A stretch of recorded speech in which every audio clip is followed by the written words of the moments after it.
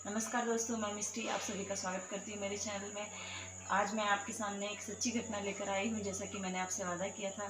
बस तो फिर आप ये पूरी स्टोरी को सुनिएगा, क्योंकि ये स्टोरी अकरम की आप बीती है और ये सच्ची घटना है जो कि उसने मुझे बताई थी, जो मैंने आपके साथ में शेयर की है। तो पूरी स्टोरी को, पूरी कहानी को ध्यान से सुनिएगा, और अगर आपको अच्छी लगे तो अपने दोस्तों के साथ में इसको शेयर कीजिएगा। और मेरा चैनल न्यू है तो प्लीज़ इसको सब्सक्राइब और बेल आइकन दबाना मत भूलिएगा। और नीचे मेरी इंस्टाग्राम आईडी आ रही है, उसको फॉलो करके आप मुझे मैसेज के ज़रिए बता सकते हैं। अगर आपकी कोई इंटरेस्टिंग स्टोरी है, मैं उसको ज़रूर आप तक, अपने श्रोताओं तक लेकर आऊँगी। तो मिलते हैं नेक्स्ट वीडियो में। नमस्कार।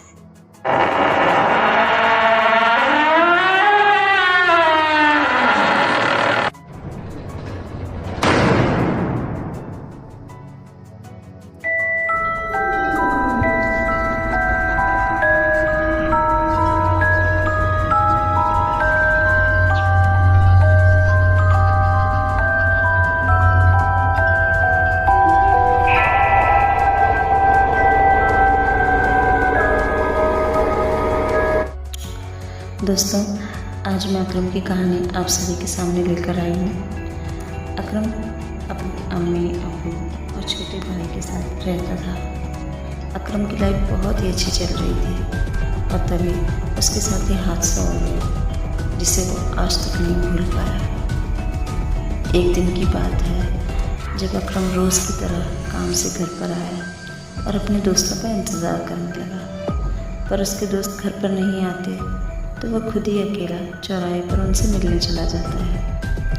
वहाँ जाकर देखता है तो कोई दोस्त नहीं आए थे, इसलिए वो सभी को फ़ोन लगाने लगता है। दोस्तों से फ़ोन पर बातें करते करते कब रात के 12 बज जाते हैं उसे पता ही नहीं चलता।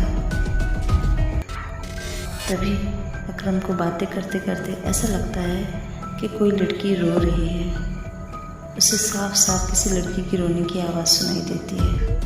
अकरम झट से पीछे मुड़कर देखता है पर उसे कोई दिखाई नहीं देता, पर दोस्तों की बातों में वो फिर से मगन हो जाता है।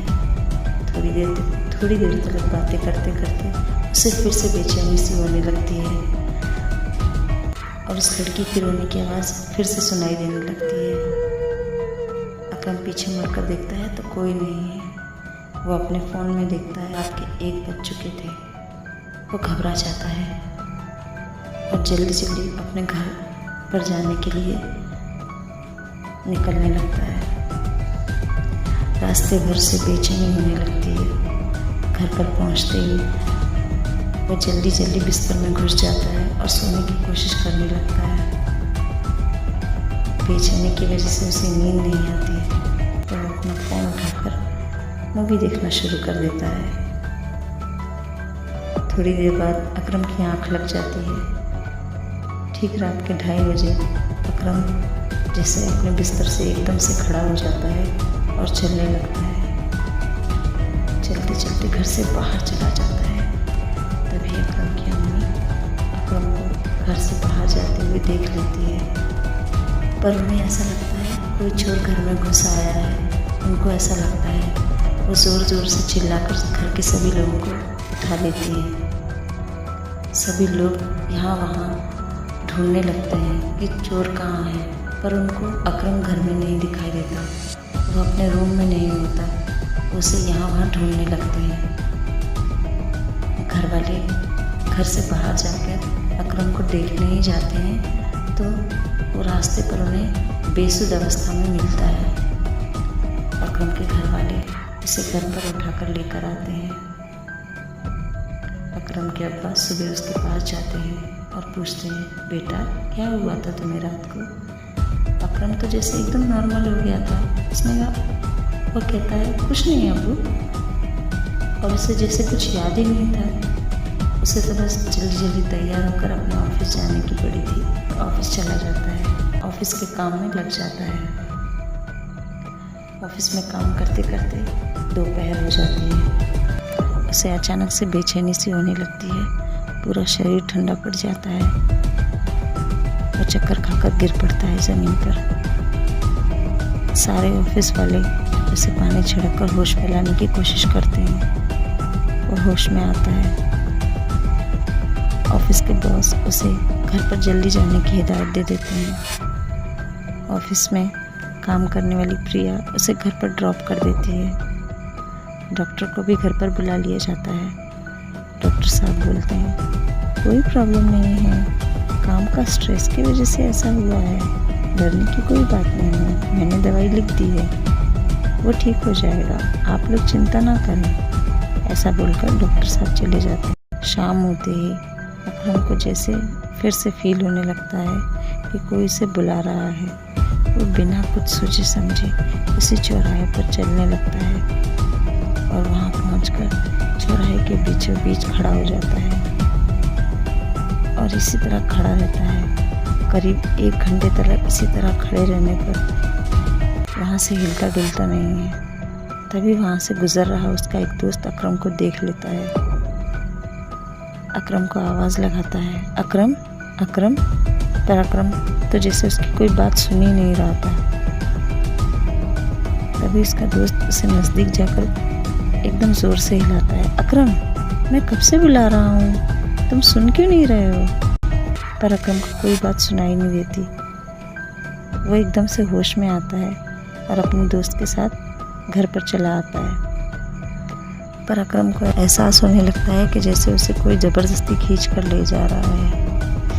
रात को अकरम सो जाता है और फिर 2:30 बजे उठकर अपने बिस्तर से चलने लगता है। अब उसके साथ ऐसा रोज़ होने लगा था। घर वाले बहुत परेशान हो गए थे। उसकी इन हरकतों से वो समझ गए थे कि ज़रूर अकरम पर किसी रूहानी ताकत ने कब्ज़ा कर लिया है। अकरम की अम्मी बहुत घबरा गई थी।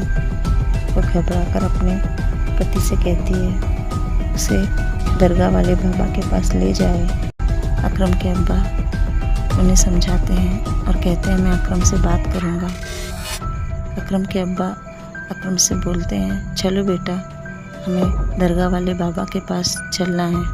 अकरम का तभी सर में बहुत ज़ोरों से दर्द होने लगता है। उसे ऐसा लगता है जैसे उसका सर दर्द से फट जाएगा। पूरा शरीर ठंडा पड़ने लगता है। अकरम बेहोश होकर गिर जाता है। उसके अब्बा भागे भागे बाबा के पास जाते हैं और उनको घर पर चलने को कहते हैं। दरगाह वाले बाबा घर पर आते हैं और अकरम का हाल पूछते हैं, अकरम क्या हुआ है तुम्हें? पता नहीं मुझे क्या हो गया है। ऐसा लगता है कि कोई मेरा हाथ पकड़कर मुझे अपने साथ ज़बरदस्ती ले जा रहा है, मेरा काबू ही नहीं होता। शाम होते ही किसी लड़की की रोने की आवाज़ सुनाई देने लगती है और जब मैं उस चौराहे पर पहुंच जाता हूं तो ऐसा लगता है कि कोई मुझे बार बार कुछ कहना चाहता है। यह आवाज़ कानों में गूंजती रहती है, अकरम यहाँ आओ। पर कोई दिखाई नहीं देता। चौराहे पर पहुंचने पर ही मुझे चैन पड़ता है। वहाँ ना जाऊँ तो नींद नहीं आती। तभी उसकी मम्मी बोल पड़ती है, बेटा तू पिछले 3 दिनों से तो घर पर ही है। 3 दिनों से लगातार तू सो रहा है, तुझे नहीं पता? रात को तू उठकर बाहर चला जाता था। हम सब परेशान हो गए थे, इसलिए हम लोगों ने घर के दरवाजे पर लॉक कर दिया था कि तू घर से बाहर ना जा पाए। तभी बाबा बोलते हैं अगर आज की रात भी या वहाँ चला जाता तो अकरम का वापस आना बहुत मुश्किल था। घर वाले बोलते हैं अकरम तो घर से बाहर गया ही नहीं। तभी बाबा बोलते हैं वो लड़की अकरम की रूह को अपने साथ ले जाती थी।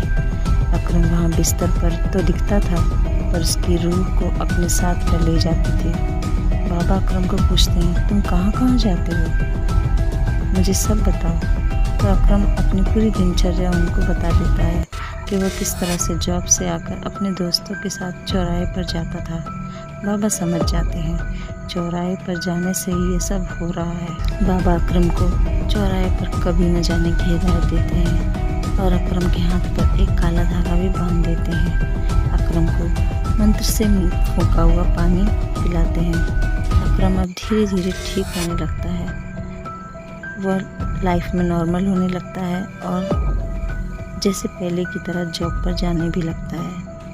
उसकी लाइफ पहले की तरह नॉर्मल हो गई थी और उसने एक बात अभी भी सबसे छुपाई हुई थी कि वो जिस चौराहे पर जाने की बात कर रहा था वहाँ उसे जाना ही पड़ेगा, क्योंकि उसका ऑफिस उसी चौराहे पर जो था।